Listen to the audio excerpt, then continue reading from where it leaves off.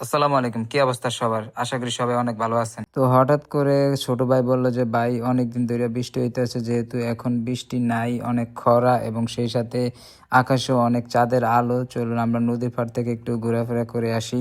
তো যেই কথা সেই কাজ, আমি তাকে বললাম ঠিক আছে তাহলে গাড়িটা বের কর। আমি বলার সাথে সাথে সে গাড়িটা বের করে ফেললো এবং গাড়িটা বের করে রওনা দিলাম আমাদের গন্তব্যের স্থানে। তো আমরা যখন রওনা দিছি তখন বাজে রাত 9টা।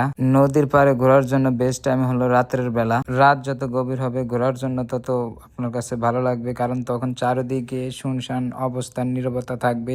তো ঘুরে অনেক মজা পাবেন। অবশেষে আমরা নদীর কাছে চলে আসলাম। আমরা বর্তমানে যে জায়গায় দাঁড়িয়ে আছি এটি মূলত একটি লঞ্চ টার্মিনাল। এখানে ঢাকার লঞ্চগুলো এসে ঘাট করে থাকে। তাছাড়া এই জায়গা থেকে লঞ্চগুলো আবার যাত্রী নিয়ে ঢাকার উদ্দেশ্যে রওনা করবে।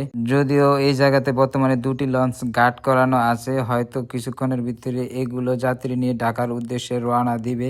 আমরা কিছুক্ষণ দাঁড়িয়ে দাঁড়িয়ে এগুলো দেখার পর তো ছোট ভাইকে বললাম যে খিদা লাগছে, চল আমরা কিছু খেয়ে আসি। তো একটি হোটেলে ঢুকলাম, ঢুকে দেখলাম যে কি কি খাবার আছে। খাবার আইটেম গুলো দেখে দোকানদার ভাইকে বললাম আচ্ছা আমাদেরকে রুটি আর ভাজি দেন এবং সেই সাথে একটা করে ডিম ভাজি করে দেন। বলার সাথে সাথে দোকানদার ভাই আমাদেরকে রুটি ভাজি এবং একটা করে ডিম ভাজি করে দিল। দোকানদার ভাই খাবার দেওয়ার সাথে সাথে ছোট ভাই খাওয়া শুরু করে দিল। আমি তাকে বললাম কি ও মিয়া, তুমি কয়দিনকার ক্ষুধার্ত, খাবার দিতে দেরি, তুমি খাওয়া শুরু করতে দেরি করে নাই? সে বলল ভাই আমি এরকমই, খাবার সামনে রেখে আমি বসে থাকতে পারি না, খাবার খাওয়ার সাথে সাথে খাওয়া শুরু করে দেই। ওই জায়গা থেকে খাওয়া দাওয়া শেষ করে গিয়ে একটু নদীর পাড়ে ব্লকের উপরে বসলাম। তো কিছুক্ষণ পরে দেখতে পেলাম ঢাকা থেকে আসা একটি লঞ্চ ঘাটে ভিড়তেছে। লঞ্চটি ঘাটে ভিড়তে না ভিড়তে বাচ্চা পোলাপান গুলো কিভাবে লঞ্চের বেড়াবে, লঞ্চের ভিতরে ঢুকছে মানুষের মালামাল নামানোর জন্য।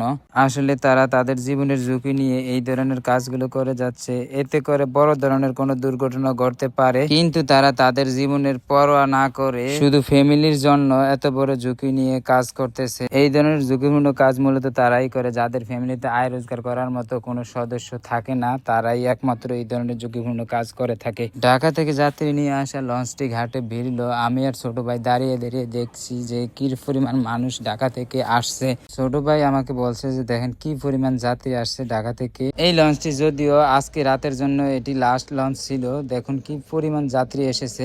যাত্রী নামতেছে, আমরা দাঁড়িয়ে দাঁড়িয়ে দেখতেছি, কিন্তু হঠাৎ করে আমার চোখ গেল যে লঞ্চের সামনের দিকে একটি বাচ্চা লঞ্চের উপর থেকে অর্থাৎ দোতলা থেকে নিচের দিকে কিভাবে লাফ দিল। এটা কোনো বড় ধরনের দুর্ঘটনা ঘটতে পারতো, কারণ সামনে রয়েছে নদী, আর নদীর ভিতরে পড়ে গেলে স্রোতের ভিতরে অতল গভীরে সে হয়তো হারিয়ে যেত, তাকে খুঁজেও পাওয়া যেত না। আমি আর ছোট ভাই দাঁড়িয়ে দাঁড়িয়ে দেখতেছি মানুষের নামার দৃশ্য। তো এইভাবে করে লঞ্চ থেকে সম্পূর্ণ মানুষগুলো নেমে গেল। আমি আর ছোট ভাই লঞ্চের ভিতরে একটু ঘুরে দেখলাম। তো ঘোরা শেষ করে ফাইনালি বাড়ির দিকে রওনা করলাম। তো আজকের ভিডিওটি এই পর্যন্তই। আশা করি সবাই ভালো লাগলে ভিডিওটিতে লাইক করে দিবেন, শেয়ার করে দিবেন এবং অবশ্যই সাবস্ক্রাইব করে দিবেন।